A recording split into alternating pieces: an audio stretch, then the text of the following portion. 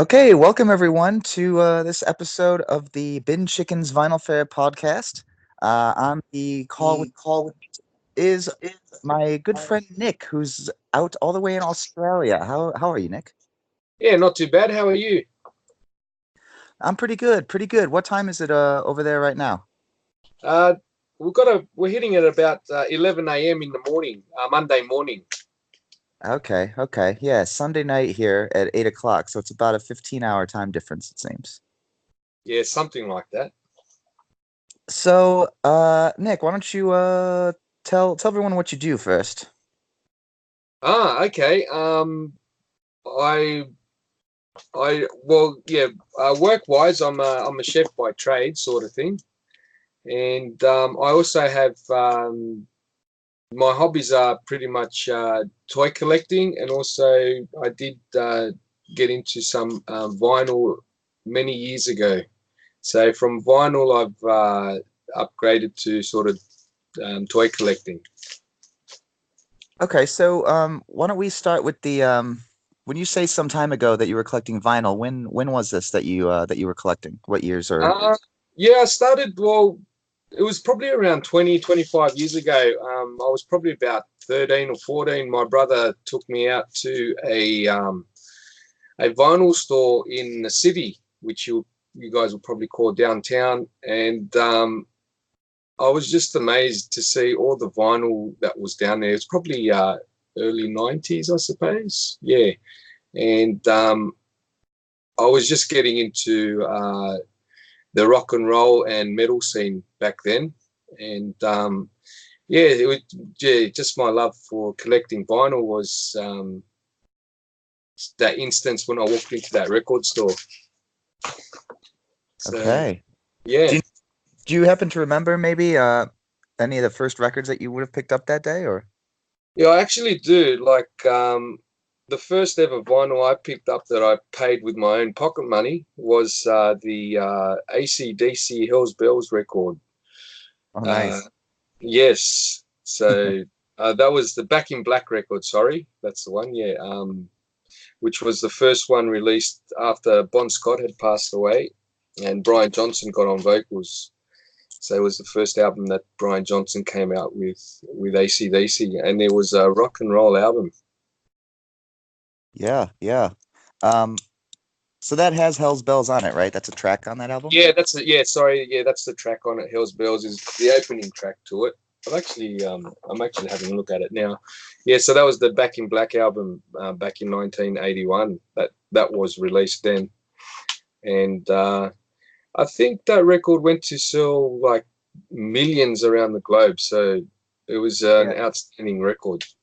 Yeah, I think you're right. That was a very good album. Did you ever see the movie Maximum Overdrive? Um, I believe I have, but some time ago. Is It that was I think they it featured one of their tracks on that movie. Is that correct? Yeah, I think they did this the entire soundtrack for that movie. It was Was that the Who Made Who album? I believe. yeah, that's precisely it. And Yes. it was that movie about where the trucks come alive, like all the machines Yes. come alive. Emilio Estevez. Emilio Estevez, yeah, yeah. Yes, I remember Quite that a film. star quite a star turn in that piece of shit movie. I call it a piece of shit movie because I think it actually got 0 stars when it was released. Like Yeah. I think the rating is out of 4 stars and it Okay. got 0 stars. Well, Like, hopefully the soundtrack made it all right. yeah, yeah, that was probably the lone redeeming feature of the film. Yeah, Um, that's correct. so so how often would you go around to these record stores? Do you think when you got into it? Because you said you Oh, fell in love right away. yeah, well, pretty much like after my first purchase of that Akadaka record, I probably went every couple of weeks. Also on school holidays, when we had our school time off, sort of thing, and yeah, just heading in there to the vinyl stores. I liked collecting the 7-inch vinyls at the time. Okay. Everything with all pictured vinyls, sort of thing. So, and yeah, it's sort of escalated from there in my vinyl collection. I probably have about I mean, not many records, but I'd probably say about 300 to 400 records Oh, in nice. the metal and rock and roll genre. So was metal easy enough to find at the time? It was pretty.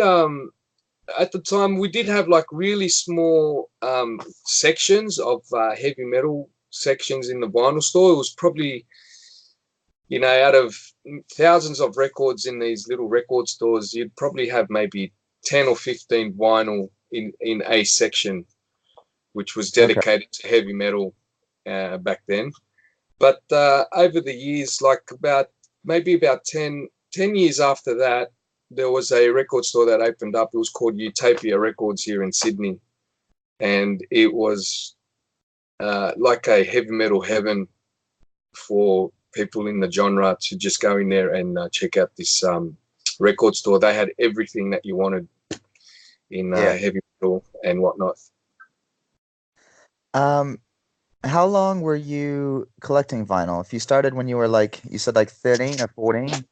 Yeah, I'm just probably about just over 40 now, so that gives me about 20 plus years, I'd say 25, something like that, maybe, if my math is correct. Okay, so you just recently kind of stopped, or how would you describe it? Do you still buy vinyl, or you never? Yeah, I do. I do walk into some vinyl stores here and there at some point, but yeah, it's sort of not stopped. But I still have the passion for collecting some vinyl. I think I just need to be in the mood, I Mhm. suppose. So, what people may not know, Nick, is that a conversation that you and I had in Australia was Yes. actually the kind of the genesis of this vinyl fair idea that Jules and I have thrown together. Um, Yes, that's probably right. yeah, so it was when we were it was the day after the wedding, and Yes, that's I don't think I had even spoken to you the day of the wedding, other than maybe being introduced, but I don't think we had any conversations, although I was quite inebriated, so I may have forgotten. yeah. I think that was the case. I mean, there was a lot of vino involved just before and after the wedding. Um, so I think that was correct. We probably did officially meet and have a conversation the day after, I suppose, in that little villa that we kind of shared. And yeah, that's how the just started talking, and it just goes on from there, I suppose. Yeah, and we were talking about I think we did start talking about vinyl collecting specifically, and I always love talking about vinyl with anybody, and then obviously somebody who actually knows something about the art of collecting. That's Yes, a lot. It's a lot exciting. It's exciting for me personally to speak with that's somebody right. I on that think level. I think the question arose. I said, okay, Chris, what's your kind of hobbies or anything? And then once you mentioned vinyl collecting, my light bulbs just lit up in my head saying, yep, I've been down this road before. The conversation just took on from there, and I can understand. And I've been in there in those record stores, week in, week out, looking for that prized possession and Right, trying to right. find something. So, and when you're actually talking to me about your collection and whatnot at the time, it's like, yeah, I've been there before, like I know where you're coming from. So I was really eager to actually get you out to see some record stores in Sydney while you were down here. And it was fortunate enough that we did, have a look at some vinyl stores and whatnot. It was only a sort of limited time because I had to head off to work in the afternoon, but it was a good day actually. Yeah, even that conversation we had back at the villa was quite good. Yeah, yeah. It was because we and I do appreciate that you did take me and Jules out to those record stores on that Wednesday. Yes, I don't know how many, if it was like six or seven, I think at the end of the there was day when there was quite a going few to. record stores. That's right. Yeah.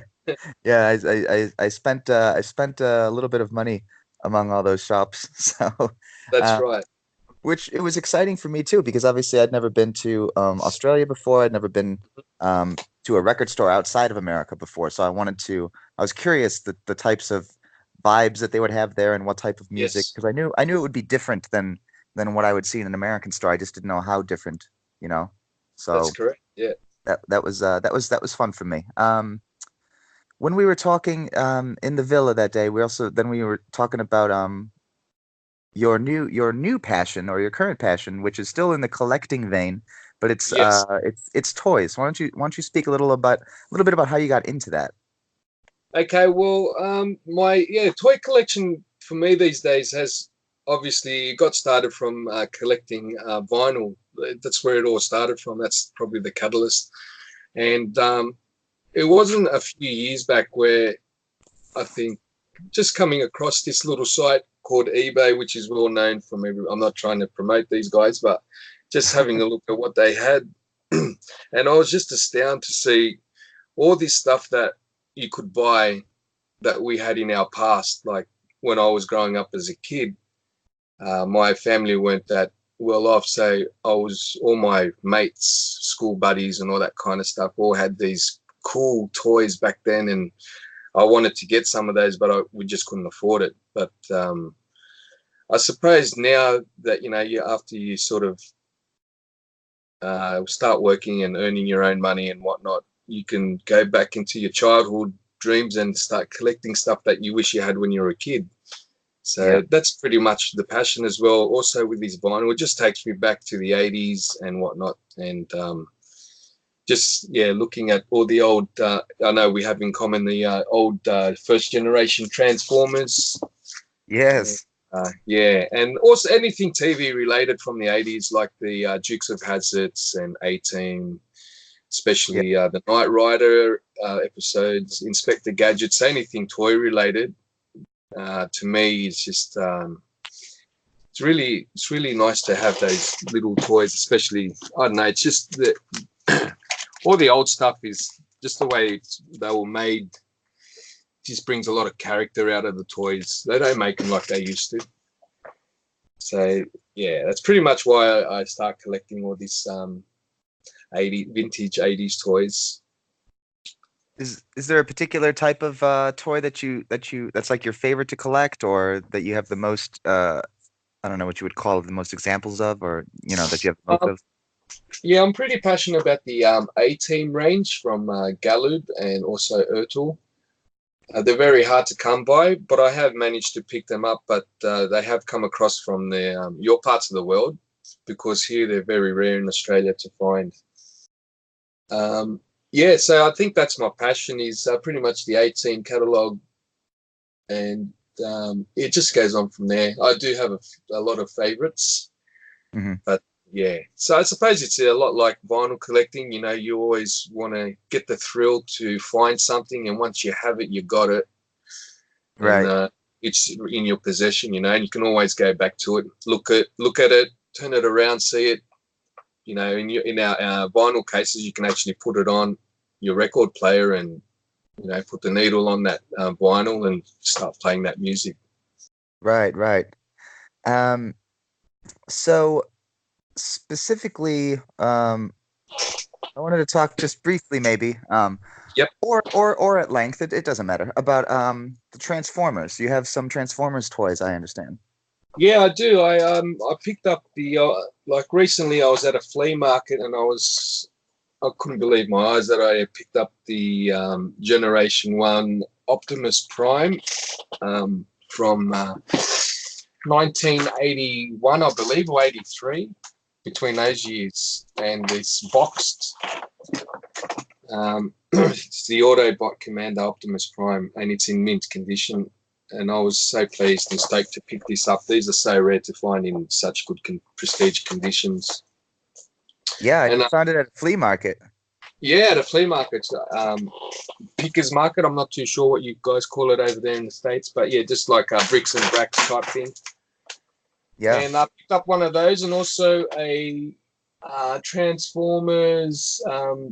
What was it? It's the Devastator, which is in mixed bond condition as well. So I was very pleased with that. And having a look online, if you try and find one of these things, they're quite expensive to Yeah. buy. So I was pretty stoked with that. Now, It's just yeah. the Devastator toy that you picked up, that is the is it like a boxed set of like all six individual Yes, robots? yes, it is. Oh man. Yeah, it's the yes. I think let me have a read here at the back of it. I think it's also from Takara, and it's a yeah 1983. Oh wow. It's from yeah from Japan, Yeah. but it That, is mint in box, and it has yeah all six of the vehicles inside with the instructions and everything like that. Now, if you look online, these probably range from about I don't know 600 to they go up to the thousands.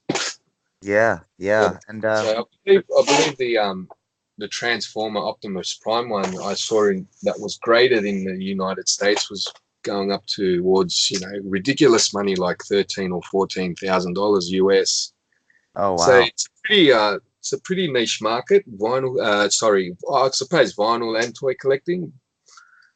But Yeah. yeah, I'm just pretty stoked with that. Now for those who don't know, because I'm actually really excited to hear about this Devastator toy. The For those who don't know, Devastator was a series. There was six robots. They were on the bad guys. They were the Decepticons. So there's these six individual Transformers who were Yes, all construction vehicles. that's Um, right. they were called the Constructicons, and then you could actually take all six of them, and they fit into each other, and you could combine them to form a giant robot who was called Devastator. And Yes, that's correct. in the cartoon, he was like the biggest and the strongest on that either faction had as far as robots. So he was always a very scary sight for the Autobots to see walk onto the battlefield because he was a beast.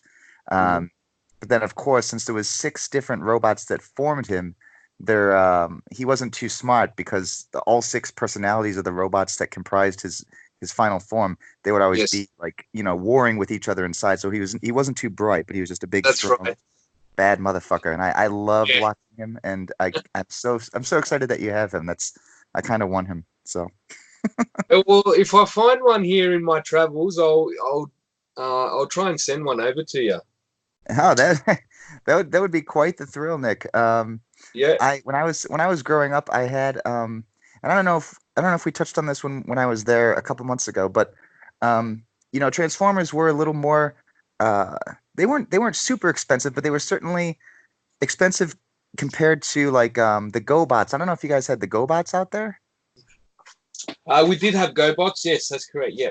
Okay. I think So yes. We did. the GoBots were really small and really like just a poor man's Transformer, right?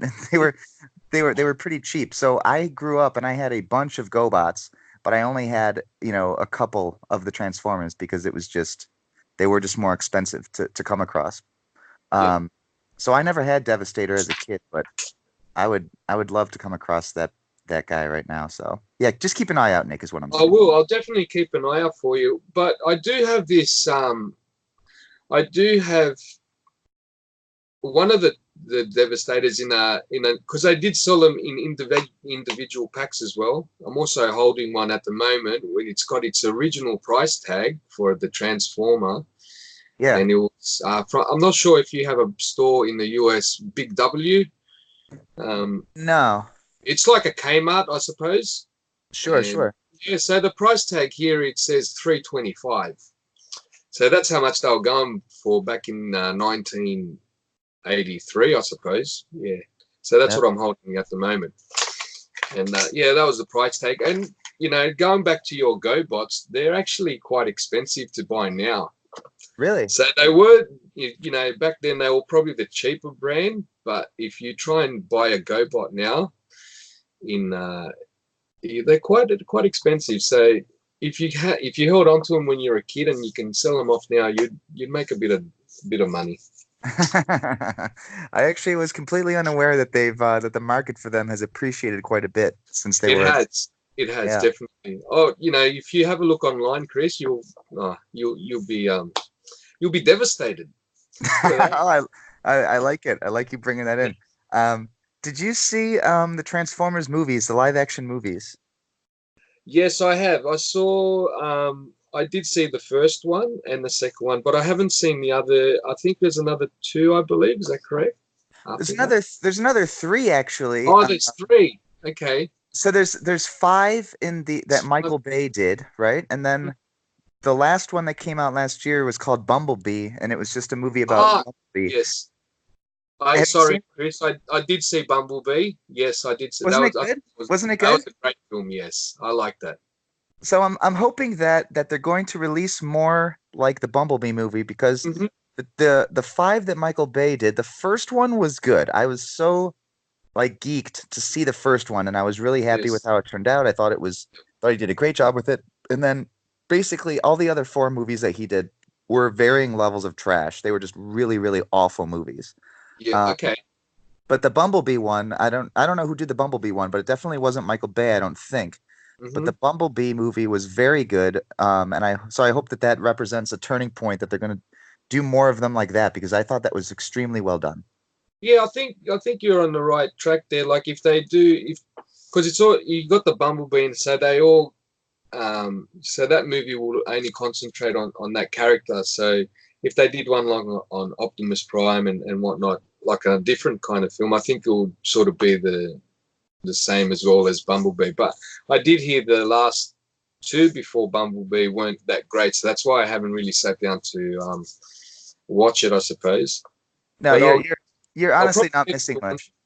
Okay, great. So I was probably going to get to a stage where maybe spark one up and have a look and see what goes on. But yeah, all So right. Well, if they're not that good, we'll see what happens. You never know so what the the future holds. so if you saw the second one I believe was called Revenge of the Fallen, and that's the one where they filmed in Egypt. They had like some Yes, scenes at the that's right. pyramids. That's right. Uh, Yes. so Devastator was in that second movie, and before the movie came out, I was excited when I was reading I was reading different websites that were describing like the different Transformers that were going to be included in each movie, and they said that Devastator was going to be in the second one, and I was like, Yep. "You've got to be fucking kidding me! That's going to be great!" And then Yeah. Michael Were Bay you took it, disappointed? and that was that was one of the worst. Oh, I can't even. I get angry just thinking about it. They took one Yeah. of the coolest characters from the old cartoon, and they turned him into like a dog like creature. Like he wasn't even like a robot. It was just a giant like beast, and it was Okay. like it had Yeah. big. It was awful. Like his It, movies, all of uh, his movies were awful, but that specifically was just a horrible, horrible thing that he did, and I'll never forgive him for it. that's right. I was a bit pretty much devastated myself to see the Devastator be portrayed like that. They should have just kept it to the original, nice and simple, and just Yeah, go along with that. Why do you need to? Yeah, I don't know. I suppose I have no idea what the direction was for that one, but yeah, I think just keep it nice and simple, and it's usually effective if you exactly. keep it simple. So. So, where do you like, how do you go about hunting for these toys? Do you go to pickers markets? Are there other places that you find them or? Um, Yeah, every week we do have picker markets. You and Jules came along on that Wednesday when we went for that vinyl festia day sort of thing. Yeah, so pickers markets, and we recently, actually yesterday, had a toy fair, which there's four toy fairs a year that we hold here in Sydney, and yes, I went to that yesterday, but I had to work as well, so I couldn't. I usually have a toy store myself, but I didn't have one yesterday. So yeah, it's all over the place. Sometimes I travel interstate, like to Adelaide. My brother lives down there, and I'll have a look at some op shops, which is I think your thrift stores, where you call what you call them in the Yes. state. Yes. Uh, yeah, so pretty much anywhere, and then like stuff that you can't that you can't really find, you just have a look online, and you can it's all a matter of searching, and searching until you find it, and then if the price is right, you go for it. Now, Now, do you buy the toys? Because I can't remember. Do you buy them to flip them and sell them, or do you hold on to some, or is it a mixture? Well, it's a bit of a mixture. I flip a lot of stuff that I usually get um, that I have a doubles of type thing. So if I buy something that I know it's worth a bit of money, then I'll flip it.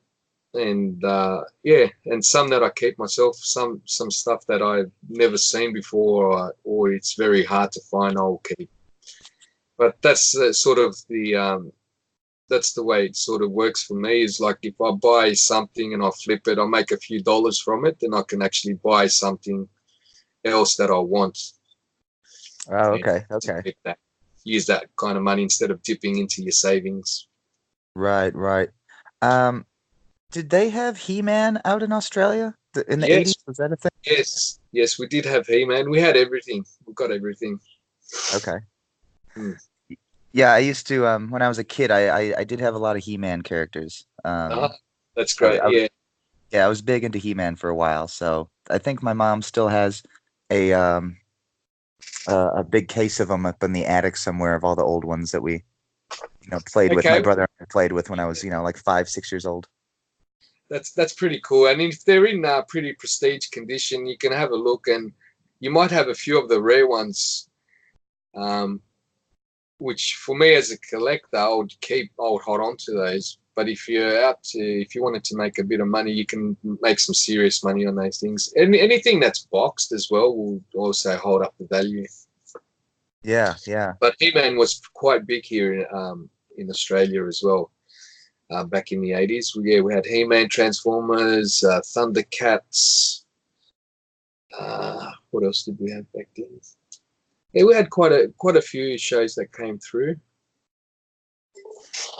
Do you have any Thundercats toys like Panthro or Lino? Um, I did have a couple, but amongst with all the other crap that I have here, I believe I do have one or two of those figurines somewhere. But Yeah. I never really got into the Thundercats myself.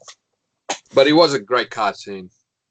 It was a great cartoon, and when I was in my late teens, so I hadn't seen the show like since I was a kid, which was like, over 10 years before that. But I was in my late teens and I happened to, be flipping through the channels one day and they had this old Thundercats episode on, so I watched it and I realized how stupid as a kid I must have been because they're riding up to fight the bad guys and they're riding in like that like silver vehicle that had like giant like lion claws and it was a giant tank basically. Yeah, Okay. And they rolled up to the enemy gates of like the fortress or whatever and the thing had like a laser cannon mounted on it and like they blew open the gates and then they all hopped out and like proceeded to like approach on foot and use like swords and bows and arrows and shit. And I was like, why don't you just stay in the tank that has this fucking laser cannon that you can just blast the shit out of the bad guys? But I mean, it wouldn't have been as exciting of a show, I guess. But that's I was just right. a Yeah, little, I was a yeah. little confused with their choices on weaponry and their Well, their their refusal to use their technological advantage to their advantage. well, Chris, I reckon you should have been a writer, mate. I think that show would have kicked off back then too. If Yeah, I mean, only. you have a look at some of the, they go through some episodes and you're like, why didn't they go and do this or do that, But Yeah, I think at the time, who knows? It's just what it was. yeah. Um, Also, we did have Voltron here, which was quite big in Australia, which I I was gonna do. ask you about Voltron. Yeah. Yes. Yeah, I have some really mint Voltron figurines in boxes as well, which are very hard to come by. And that was Okay. a really good, that was a top show as well. Maybe it could have been a spin-off, maybe from the Transformers, as you know, these lions got together to make this massive robot sort of thing. But Yeah, because yeah, how many was it that formed up to form the Voltron? Was it five? it was five lions. Yeah, you had five lions. So you had the torso, which was black lion, and you had the blue, green, red, and yellow lions as well. Yeah. Forgot I their liked wa- names actually, but I liked watching Voltron as a kid. I think my brother and I each had one Voltron, like one of the lions. I think maybe the green and the blue one. okay, yeah. Yeah. Yeah, same thing. Like with my growing up again as a kid, my neighbors and friends had these Voltrons, so I would go over to their house in the afternoons, not having my own. We'd just go and muck around with their toys, sort of thing. So yeah, it was some good times back then Now, with toys. have you been able, now that you're older and like you said, with your own means, to purchase these things on eBay now, have you Yes. is there a toy or a couple of toys that you've bought now that you always wanted as a kid but never had, like specific ones? Um, yes. Well, going back to the Voltron, I did really want that whole robot line. I Yeah. I did purchase that a few years back, which I was really happy about. And going back to the 18 van, which was pretty much the thing to have now to get that boxed in the Galoob series is very, very hard to find and expensive. So I did purchase one of those myself maybe about a year ago.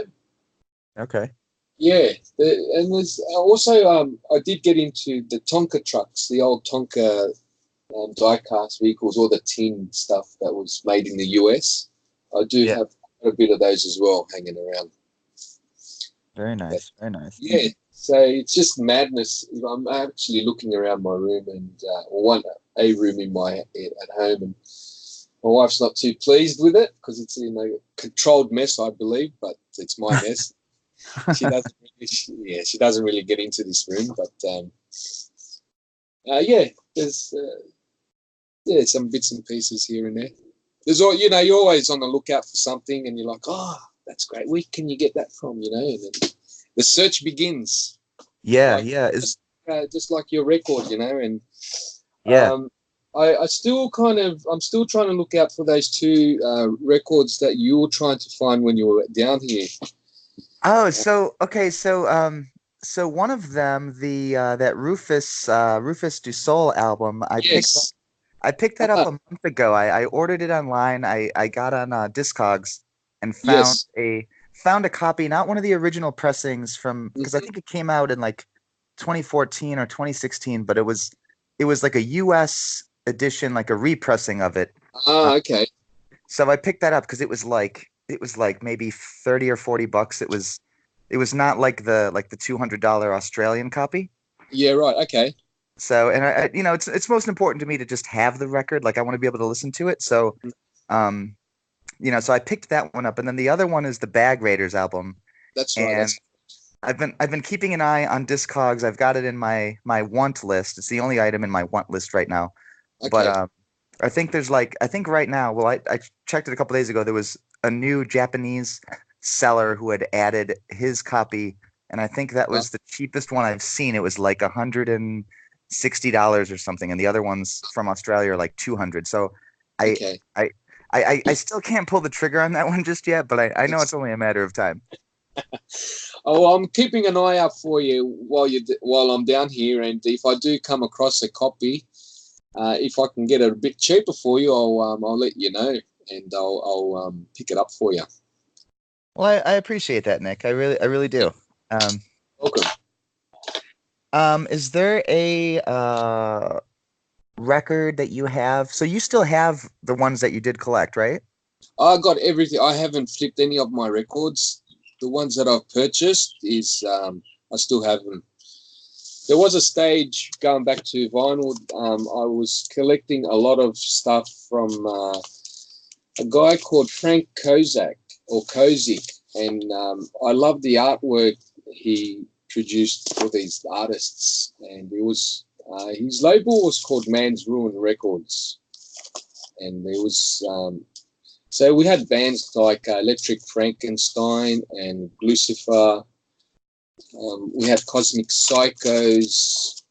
All these guys sort of teamed up with Frank Kozak and released some albums. If you go online and have a look at some of the artwork they've done on these vinyls, it's incredible.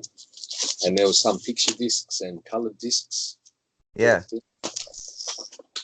Yeah, so still, if I still find something like that when I go for my, you know, record hunting, I'll pick something up. Do you have a favorite record among your collection? A favorite record. Ooh. Um, there there is a number of favorite records. Um, one that I always turn to is I go to a band called Caius. It's from the stoner rock genre, and the album would be called um, "Welcome to Sky Valley." That's Okay. a great record. Um, yeah, I always turn back to that one, I suppose.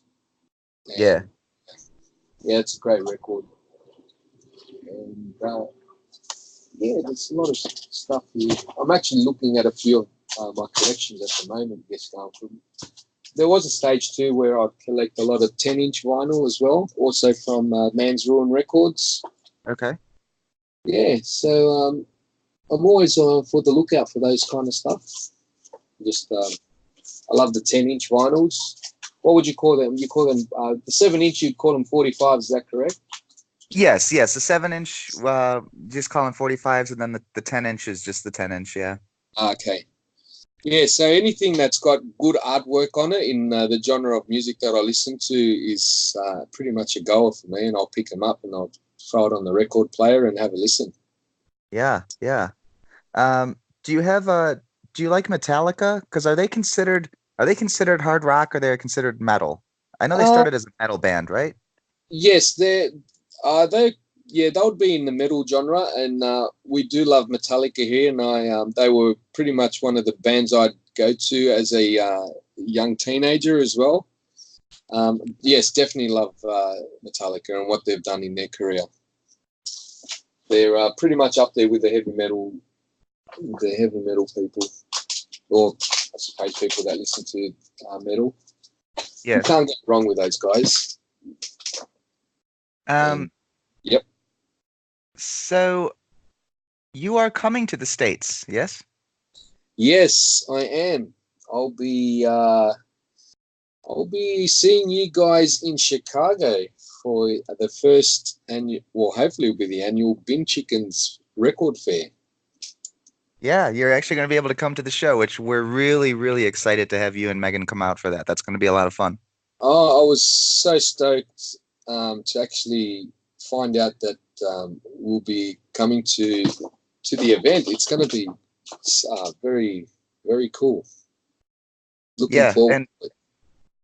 yeah. So and who knows, you might even be able to find a record or two while you're there. A metal Oh, record. definitely hoping so, for sure. Yeah. Yeah, looking forward to it, and just actually to see you and Jules as well, and to see the city of Chicago, and uh, let's experience a little bit of the states while we're out there as well. So I'm so looking forward to it. It was just a surprise to actually come up and sort of be there, sort of thing. So yeah, looking forward to it. And she your lovely wife Megan, she got that for you for your birthday, am I correct?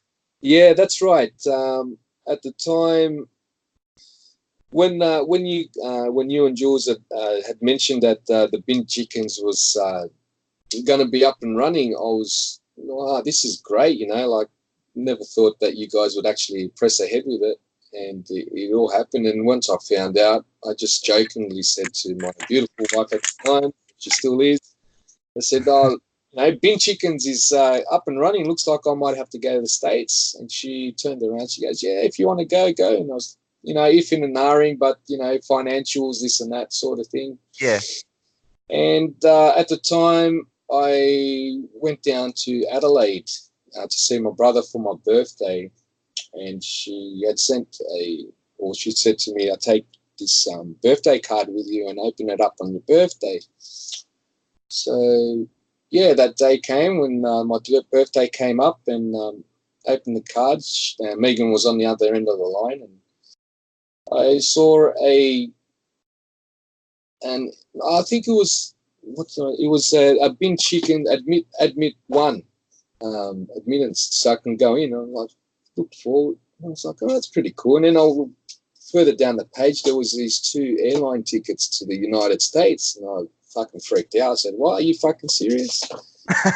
Yes, she's booked these tickets to come and see you guys and also visit the States at the same time, and I was stoked. I couldn't believe it. And great birthday present, man, and fucking so much looking forward to it. Yeah, when she had hit me and Julie up on Messenger before, talking to us about, I was thinking of getting this for Nick for his birthday if we can come out there, and we were both Julie and I were both just like, oh, that would be fucking amazing if you guys could come out here. Oh, So we were excited. We were excited as soon as she mentioned it to us, and then we were excited to hear your reaction, and so it's all good, mate. oh, mate, I'm telling you, just looking forward to this little trip away, and I'm stoked. Like it's actually happening just out of that little conversation at that villa in the winery. Yeah, And it's yeah. from such a small idea. It's you guys have created this event, which is fucking awesome, man. And It's so looking forward to being there to be a part of the first one that gets popped up. Yeah, yeah. And it's really a testament to Jules and her creativity and the way that her ideas and her brain functions with these ideas because like she was spitting out ideas to me like that week when we were there in Australia, like you and I had that talk on Sunday. And Yes, then we went out that Wednesday to do we went to the Pickers Market and then we went to a bunch of the record stores. yeah, And I think it was like Thursday morning that Jules started spitting out ideas to me about I was thinking about what you and Nick were talking about, and I think we should do this, and I think we should do that. And it was like I didn't expect it at all. I was no, just thinking yeah, it'd be great to have a thing, back home, rent a room at a bar or figure something out to have a party. But then she took this idea and just ran I, with it. It I was couldn't. Yeah, yeah, it yeah, was just it's it was amazing. it was it was great. So she's just I can't say enough good things about Julie. Uh, In general, I can't say enough good things about her, but specifically for this event, this is she's really done an amazing job of putting this together. And the fact that you specifically are going to be there, since it all kind of was born that day in that villa, mhm. at the beautiful wedding, and having that conversation, it's just kind of I'm very personally happy that you are going to be part of it by being there. You know what I'm saying? I'm actually so just stoked and humbled to kind of be there as well. It's going to be an amazing day, amazing event, and big credits to Jules and her hard work Yeah. putting this all together. And yeah, I'm just words can't describe it. I'm just very stoked about it. Have you been to Chicago before? I have not. I've been to the States before, back in 2005.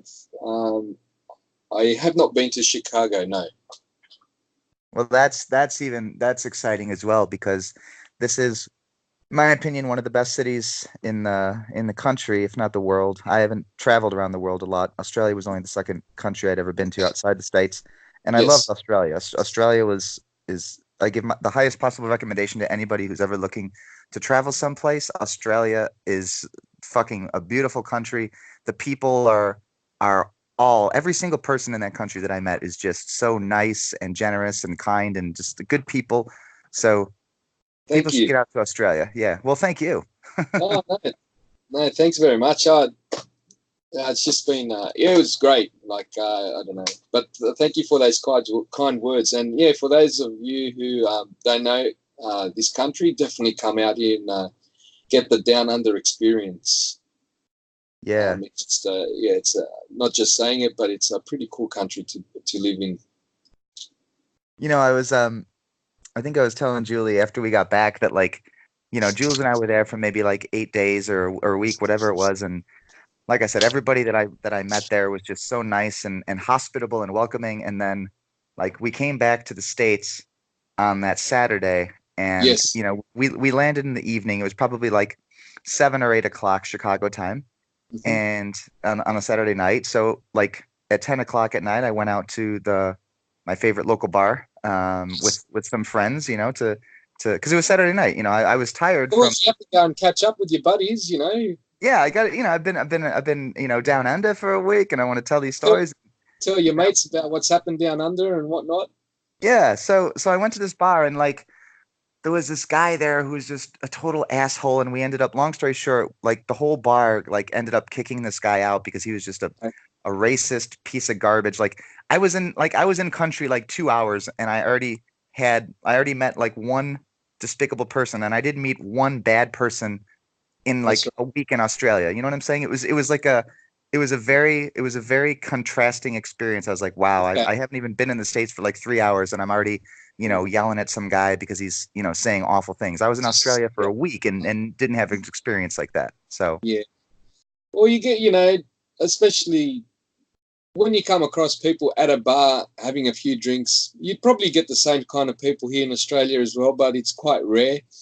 Um, yeah, but I'm pretty sure that you wanted to get back on that plane and come back down under for another week or so.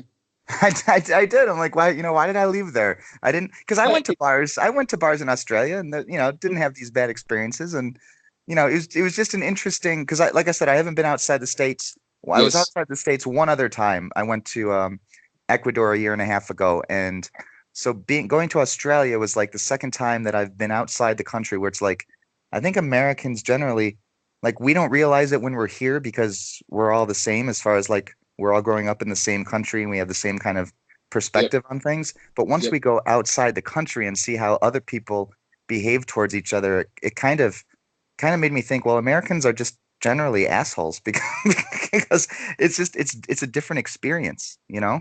Okay. Yeah. Well, I I've just to put it out there, I've traveled quite a bit around the globe and just seeing a few places here and there. I do love traveling and seeing and getting all these experiences from other places. But just to come back home each time I've traveled, it's kind of a relief to say that we live in a place like this. It's a very cool, mellow place, and yeah, it's just hard to describe. I think you just have to come out and experience yourself, like you and Jules has. Yeah, Yeah, it's an amazing place to live. And I mean, don't get me wrong, we do have our ups and downs. sure. And I still remember having a few of those conversations. And when we were back at the villa, also with Jules about how the states are at the moment with your government and stuff like that. Yeah, And yeah. just having our thoughts, thinking what's going, from an outsider's looking in type thing. And yeah, it's just an amazing it's an amazing way how you guys or us, how each country compares sort of thing to one another. You know what I mean? Yeah, yeah. So So bottom line is visit Australia. Get to any Americans who are out here who haven't visited Australia, get out of America, go to get Australia. your You'll have a great time. asses down here, mate. You can see some kangaroos hopping around and some Yeah, koalas. that's right. We have kangaroos and koalas in our backyards. And that's not Just an like, exaggeration. no, there you go. Well, we did see a few kangaroos at that villas that we're in. Yeah, yeah, we did. Just saw a bit of wildlife when you were down here. Did you come across any poisonous snakes or spiders? Thankfully I didn't. There was just Right. that one spider the morning that we left the villa that, I was lifting up my bag, I was packing up my things, and I lifted up the bag, and it was like hiding like under the bag, and it just kind of scurried across the floor, and I may have let out a some sort of a I guess you can call it a scream, and then I got out of that room pretty quickly. That was Yeah. You that didn't want to was mess around with that fucker, mate. I'll tell you that much. no, no. I was fine on leaving him alone. I was intruding on his turf, and so I got out of there. Um, That, that's all but right. I'm pretty sure I remember that scream too, Chris. It was pretty high pitched. I'm sure you do remember it, mate. That's Um, right. That's right. you know what? Oh, you know what I did love too about Australia was the the Maccas, which is what Australians call McDonald's. Uh, Yes. the spicy nuggets that they have out there, those were like the greatest Ah, nuggets I've ever had. wow. Okay. Yeah, I couldn't get Well, enough of this little I'll taste try and of bring some over to you. It might be like 24 hours later that you'll get them, but if you like, I can put some in my suitcase. You might have to get them in the microwave, though. I don't think it'll be as the same, but You know what? you If Nick, if you think of it, if you remember it, I will certainly be happy to throw those little bastards in the microwave and heat them up. know what? I'll put you to that. I'll get those. As long as you don't mind eating nuggets 24 hours later, Oh, or how long it I takes to get to Chicago, probably 14 hours. I think it's like 14 hours from here to LA.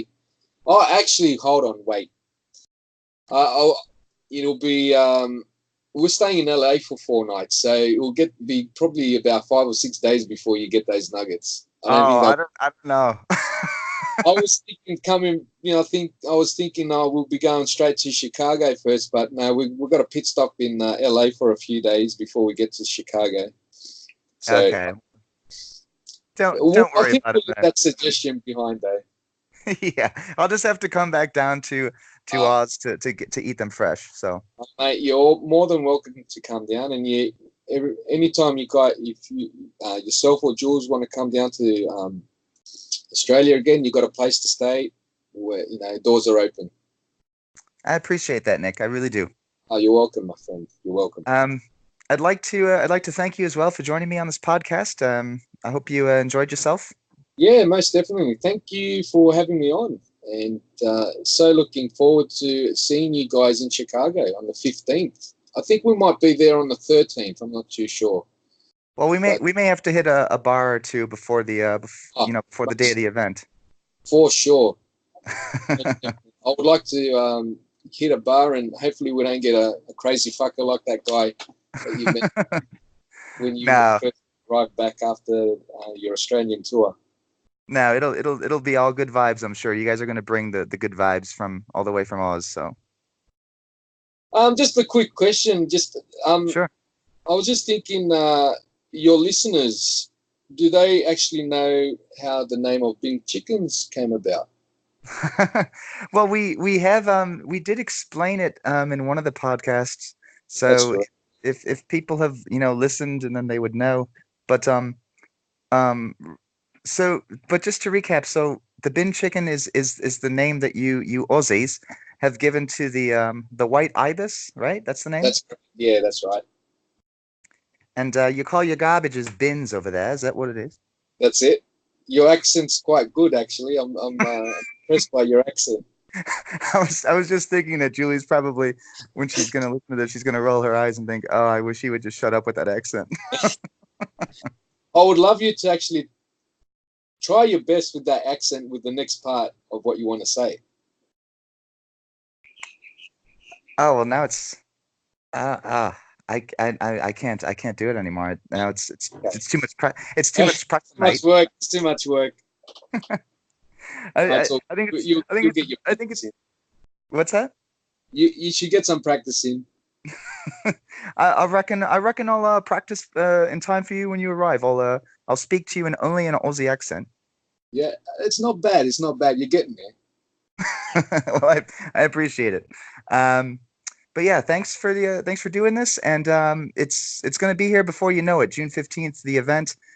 We are going to see you and Megan there, and I can't wait, mate. So cheers. Mate, we are so looking forward to catching up with you guys first and foremost, and also, to be at the fair. It's going to be a kick-ass show, and if everyone's listening, head out to to this this fair. I think it'll be great. Couldn't have said it better myself, Nick. Thanks, Chris. So you have a good one, and we'll talk to you later, and we'll talk to everybody else later. No worries. Have a good one, and we'll catch up with you when we're looking at you. Okay, take care, buddy. See you, mate. Bye bye.